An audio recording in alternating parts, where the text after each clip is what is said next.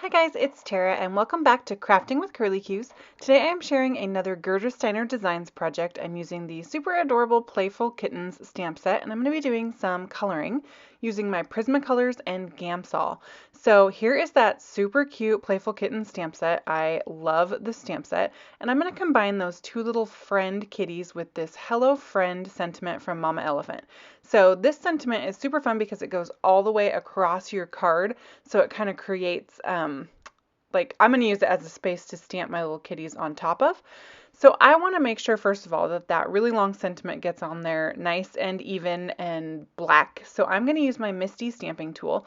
I've got my card base here made out of some Nina 110-pound solar white cardstock, and I'm just going to pop that in my Misty. I realized that that sentiment is longer than a card base, so I had to scooch it over a little bit so that I could let the tails hang off the end, which is another nice thing about the sentiment, is that it does go all the way across a card both directions. I actually had to stand up out of my seat and like look down from above like a Jolly Green Giant to make sure that this was lined up correctly.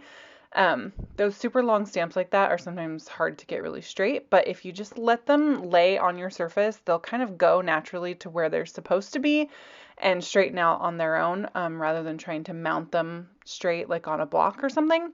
Just let them straighten out on your surface and then pick them up with your block or your Misty or whatever it may be. So I'm going to use some Ranger Archival Jet Black ink, and I'm using this because it's a waterproof ink, and when you use the Gamsol technique, your ink gets wet, so it kind of smears a little bit. So I'm going to go ahead and stamp this a couple times because I want good, solid, deep, chunky black sentiments going on here. I kind of smudged my card base below, but you know what? I'm totally fine with that because my card design is actually going to totally get rid of that part of my card base anyway. So, I am just going to go ahead now that I've stamped that a couple times, and I got a little sidetracked here, like totally cleaning off the top of my Misty. I was like, oh, I like completely distracted. Like, oh, look, there's a spot. And then I'm like, oh, wait, I'm filming a video. Like, focus, Tara. So I had to stop doing that. But every now and again, I get a little, sidetracked, as I'm sure most of us do, but whatever. So now I'm going to bust out those cute little kitties, and I'm going to set them right on top of that line. So you can see now what I mean. I want them to look kind of like the line is like the floor, and the little kitty is like crouched down on the floor. And so I'm going to go ahead and stamp that in the same Archival Jet Black ink, and I'm going to do it twice also, just so I get a nice really chunky black line that matches my sentiment there. The sentiment is a slightly thicker stamp than the kitties, but I think that's totally fine. You want your sentiment to be a little thicker anyway. But two different stamp companies, they just have a different thickness on their stamps. I actually really love the thin lines on the Gerda Steiner Design stamps because it makes it so that I don't know, I feel like you can get the line to kind of blend in with your coloring nice and easy because it is such a thin line.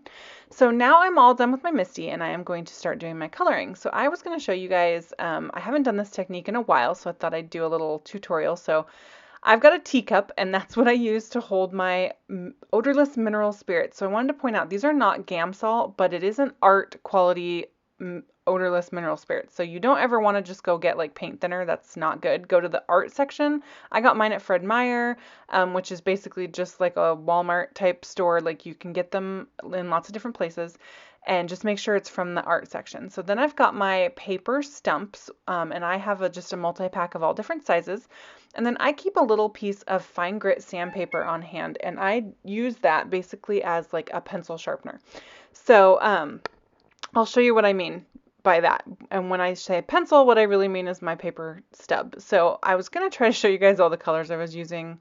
I gave up on that because I could not get my camera to focus on it, so I apologize. I'm coloring this first little kitty in warm gray tones. I'm using my Prismacolor colored pencils, but you can do this technique with other brands of colored pencils. With the odorless mineral spirits, it works just fine. So just experiment with what you have and see what you can do with it, because it's just a really fun technique and I think it yields really awesome professional looking results. So here's what I mean by sharpener for my paper stubs. Not only does it sharpen, you can kind of, as long as you rotate while you're scraping it on the sandpaper, it'll sharpen the tip, but it'll also get rid of any color that you happen to still have on the end there. So like this one had some green left over from the last project that I did, and I just rubbed it and the green came right off and it sharpened the end of my paper stub. So you could see when I put down my color on my kitty, I just put a super loose, I did not push hard, I just scribbled, literally scribbled, guys. This is easy, easy peasy. Scribbled all around the perimeter of my image, and now I'm taking my paper stump that has just a little bit of the odorless mineral spirits. You don't want to like soak it, but make sure you re-dip if you're feeling kind of dry because you need the spirits on there to blend things out. And I'm just going to I use small circular motions and I'm just blending from the outside in, just like I would with Copics or any kind of coloring medium, excuse me, got a little tongue tied there. Just blending from the outside in. I want the lightest parts to be in the middle and just kind of going until I feel like I have a good blend and you can't see any lines anymore. I did go in and add a little bit of pink for the little kitty cheeks and inside the ear, and then you can go in, as you can see, and add additional color and pigment wherever you feel like you want more shading, or you can layer colors. This one I did super simple. I just used one shade and just blended, but you could totally take like a darker gray and put more shadows on the outside. I mean, you can get really fancy with this stuff, and I have seen people make like gorgeous, gorgeous illustrations using this technique, and it's really a simple technique, which is super awesome because I'm all about simple. I love things that are easy that make me look like a rock star. Like, don't we all love that? It's kind of the bomb. So this is one of those techniques. Like, it's pretty easy and it kind of makes you look like a rock star. So anywho, you can see now I'm going to go ahead and do that same sharpening technique. So I'm just using the same end of the same stub that I used for the gray kitty, and I'm just going to go ahead and get all that gray off and then sharpen it up. And I'm just going to come in over the top of this little kind of mustardy orange color. I'm going to make the second kitty like my Egon kitty, a kind of orange stripy tabby cat. And I'm just going to go over and use the exact same technique. So I am just, like I said, taking the color, the pigment that I put down on the outside, what the odorless mineral spirits, oh my goodness, it is tongue-tied central up in here. What the odorless mineral spirits does to the pigment, I've heard from watching other amazing artists on YouTube, is it kind of breaks down the waxy pigment in the colored pencil, and that is what allows it to kind of spread like that, and you get that really seamless, smooth blend, like with no lines or bumps or anything like that. It just looks like almost like airbrushed onto the paper or something. It's really hard to describe, but it's so beautiful in real life. So I'm doing the same with the little pink cheeks and the little pink inside the ears. And then so that I can get those extra tabby stripes, and I also wanted to show you guys how you can bring in additional colors in this technique. I'm taking a darker orange and I'm coming in with the little stripes on my kitty. And then what I'm doing is, instead of blending and just going over this until it won't blend anymore, I'm just kind of gently blending over the edges, and just enough to make it look smooth and to make the edges blend into the other orange. I don't want it to be like, I don't want to pull all the orange into the middle of his face or anything like that.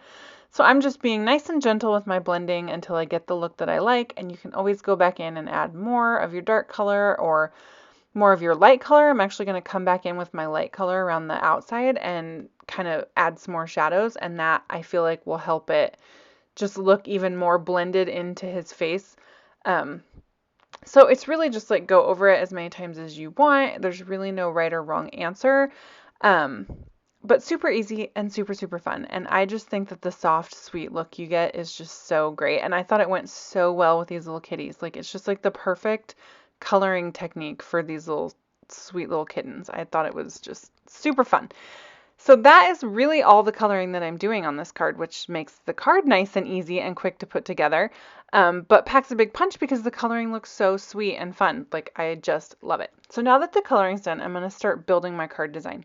So here's where I was saying I didn't care about that smudge because I'm going to ditch the bottom of this card. So I'm cutting right into the front of my card base. So something that I like to do, if you guys haven't caught some of my older videos, is I actually really like to make the front flap of my card part of my card design. And what I mean by that is that I'm going to shape the front flap of my card so that you can see some of the inside and make that inside like incorporated into my card design. So I decided to use this sentiment as my guide to go ahead and trim the front of the card off, and I left just a little tiny strip of white underneath there so I didn't have to stress about trimming underneath that little tiny sentiment. And now I'm going to come in with some really fun pattern paper, and I apologize, I forgot to look up the name of this pattern paper patterned paper pad before I did the video, but I promise I'll look it up and put it in the supplies below and over at my blog if you're interested in this pattern paper. I originally was going to put those flowers underneath the kitties, and I felt like that was just too much going on when I actually got it on there. But conveniently enough, the back side of this paper was this really sweet diagonal pink stripe. So I was like, sweet, I'll just flip the paper over and use the back side. So now I'm going to go ahead and take one of these stitch scalloped border dies here from My Favorite Things. These are great dies to have in your stash because they just really help complete a card design, and I'm all about making the card designs easy, guys, because that, as you all know, because I've said it before, is the hardest part for me. I like to color things, and then I don't know what to do with them. So dies like this help me figure out what to do with them. So I'm just positioning that die where I'm going to want it to cut the bottom of this pattern paper off. So, and then I'm going to go ahead and run that through my Big Shot. So I just use a little piece of Post-it tape to go ahead and hold that down. I'm going to run it through my Big Shot, and then you can see when it comes out that it's not quite all the way across this pattern paper. I'll just use my scissors and snip off the edge because I don't need it to be perfect. It's going to be hanging off the side of my card anyway, so it doesn't really matter that it's not like exact. So now I'm just making sure that everything looks the way that I want it. It looks happy. It's making me smile. I'm digging it. And now you can kind of see what I mean about the back of my card showing through on the front, and we're going to spruce that up a little bit too. So I'm just going to use my ATG gun to go ahead and apply some adhesive on the inside of that front card flap there, and then I'll come in with my Zig glue pen and make sure that all those little spots where that sentiment got cut out are nice and covered in glue. I want everything to stick really well because it's the front of my card, so I want it to look really nice and cohesive. So I'm just going to go ahead and stick that down on top of that pattern paper, and then when you open the card, you're going to see the back side of that pattern paper on the entire top flap. So I've incorporated both sides of the pattern paper into my design, so those flowers I wanted at the beginning, they get to be used.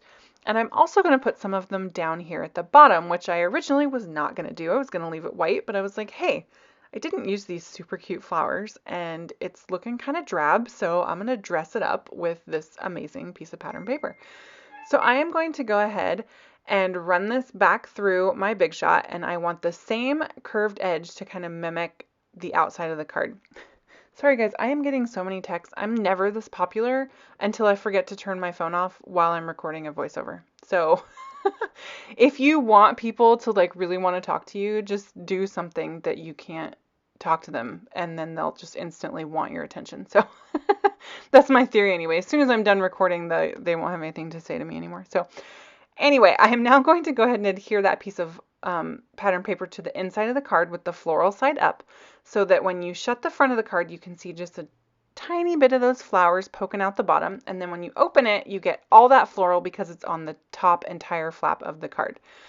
So now I'm going to go ahead and finish up the front with a little bit of additional sentiment. So that Sunday Sentiment stamp set from Mama Elephant has not only the long sentiments that go across your card, but it's got a whole bunch of little tiny kind of coordinating sentiments that are in this super dainty little script that's really precious. And I decided to go ahead and add an additional sentiment to the front of this card. This little sentiment says, "I think you're all sorts of wonderful," which is adorable. And I went ahead and stamped that right on top of that really muted pattern paper right underneath the kitties. So super cute. And that's pretty much going to finish my card. I did go in and add some white dots to their cheeks and put a little bit of sparkle on the flowers and some glaze pen on their noses and that little heart on the sentiment. And that finishes up the card for today. So there's a nice close-up of that really smooth, beautiful blended Prismacolor with Gamsol coloring technique. And then you can see here kind of how fun it is to have that front panel incorporated into your design. So here are a couple more cards from Gerda Steiner Designs. Go ahead and visit me over at my blog. You can also visit me on Facebook, Pinterest, and Instagram. So thank you guys so much for stopping by. If you enjoyed this video, go ahead and subscribe and leave me a thumbs up, and I will see you guys next time. Thanks. Bye.